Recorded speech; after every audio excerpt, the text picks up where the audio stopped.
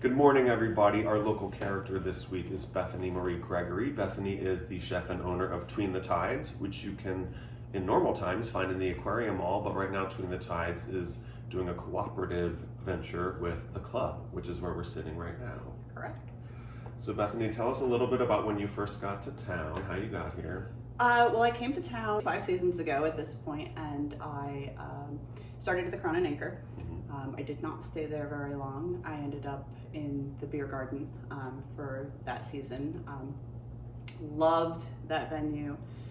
Very short season, so as time moved on, I kind of evolved, and luckily I landed the position at the soup kitchen my first year here in town, and it's just made being a year-round resident so much easier than most of the stories that I hear.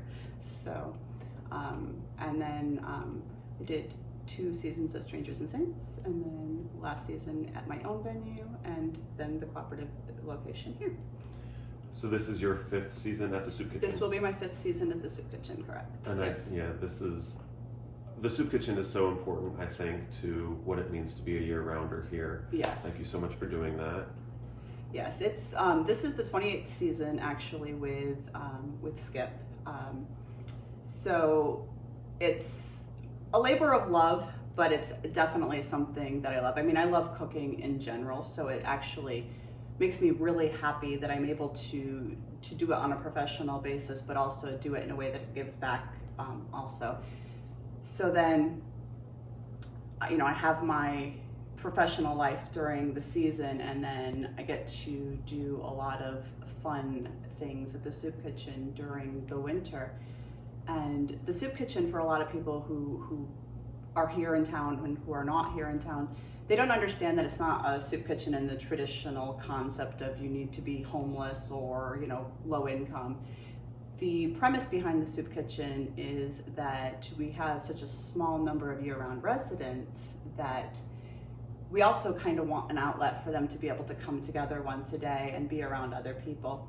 Obviously, COVID has kind of put a little bit of a damper on that side of things because we do the contactless takeaway, but at least you still get to see the friendly faces when you come through and pick up food and chat a little bit through your car window with everybody. So you still have a little bit of it, maybe not the hours stretch, but you still have some of the contact with the people at that point. So when is it opening back up this year? So typically we go from the first Monday in November to the last Friday in April. So we are sticking with the traditional opening at this point. Town seems to be doing pretty well. We don't want to step on any restaurants' toes by opening early. If there were a need, we had discussed opening early so that the people had the outlet for food. But at this point, everything still seems to be open and people are still working, so we're not trying to step on any toes that way. So we will be opening November. End date will probably be very much decided like it was last year. We went 5 extra weeks, and we decided on a week-to-week basis if we were going to continue and if we were still needed.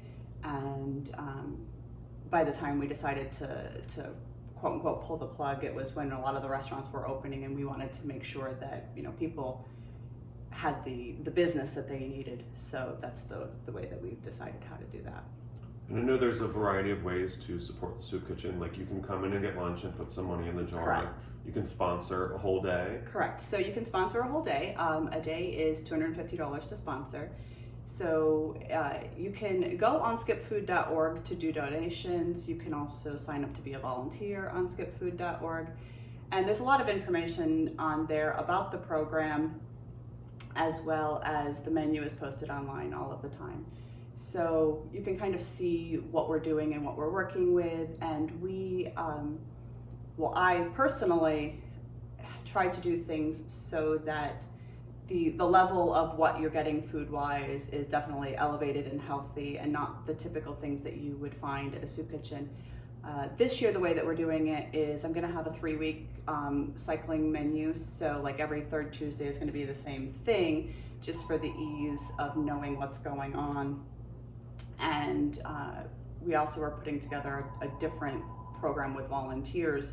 So if you're interested in volunteering, we're doing a early morning prep, and then a later prep. So the early morning prep is just going to be the people that are cutting things. So by having a specific menu, I can kind of give them a more specific plan of what they need to be doing on a daily basis in that prep shift without a supervisory role being there. And then we get a lot of food that comes in from the Greater Boston Food Bank. So what I tend to do is I get a lot of my more expensive proteins from the Greater Boston Food Bank because I either get them free or I get them at a very, very, very reduced cost. I can tell you that a couple of years ago I got an entire 3 freezers full of different beef products, and it cost me about $75 for the order that I got from the food bank. So I tend to get the more expensive items from them, and then the money that comes in from the daily sponsors I use to get the sides that go with it. And I'm really big on doing fresh items and, you know, eating your colors. And if you see me on Facebook, when I'm on there doing my live feeds, I'm always pushing the healthy side of what we're doing. So that's how I kind of do it. People sometimes look at it and say, there was a day last year that I served filet mignon at the soup kitchen, and people were like, why is the soup kitchen serving filet mignon? It's because it didn't cost me anything for the filet mignon, and I was able to use the sponsor a day money to get the sides that went with it. I went that day. I got my filet mignon from the soup kitchen.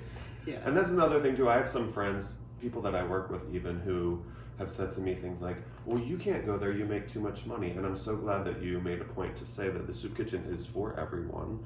You just have to contribute and help out. Very much so. I mean, we have a lot of people that come in. We have people who will come in and they will sponsor an entire week, but there are also people who eat there every day because they want the companionship of being able to be around the other people.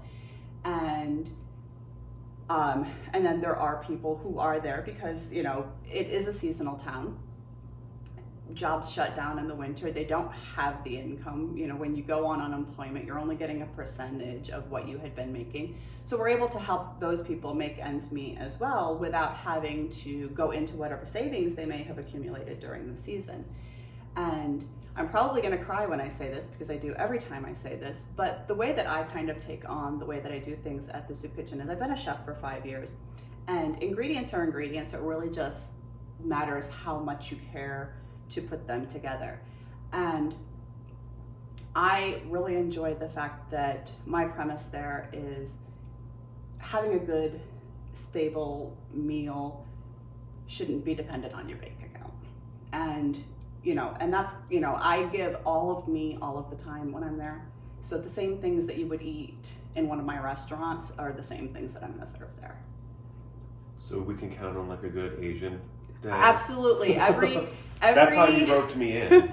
Every third Friday, we will actually be doing an Asian meal, which I will be helping to prepare, but actually one of my volunteers who is the partner of one of our board members, Jackie Fung, actually really wants to do an Asian day every third Friday, and she grew up in her mother's traditional kitchen, so when she does things, it is as traditional as you can possibly get.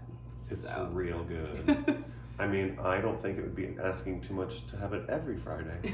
But I mean, you guys can let Bethany know by reaching out to her and the soup kitchen. So let us know a little bit more about your season here, when this is going to come to a close. So at this point in time, we hope to be open until Thanksgiving. The plan is to do a Thanksgiving meal. A lot of venues that have previously been doing Thanksgiving are not going to be open, and people are still looking for that. So our plan, as long as we have business to stay open for that long, is to stay open here until Thanksgiving, which means my November is going to be a little bit hectic because I will be overlapping for 3 weeks in both locations. You like being busy. I do. I actually don't know what to do with myself when I'm not busy. There's a chef Facebook page that I'm on, and somebody asked last night if it was typical for people who work in seasonal jobs to work 7 days a week, and I was like, yes. And also, I don't actually know what to do when I'm not at work. I'm so confused on what am I supposed to be doing right now that I feel like I should just be at work doing something. Well, good luck on your last few months here. I'm really excited for the soup kitchen to come back, but thank you for everything that you're doing for Tom. Thank you. All right. Thanks, guys.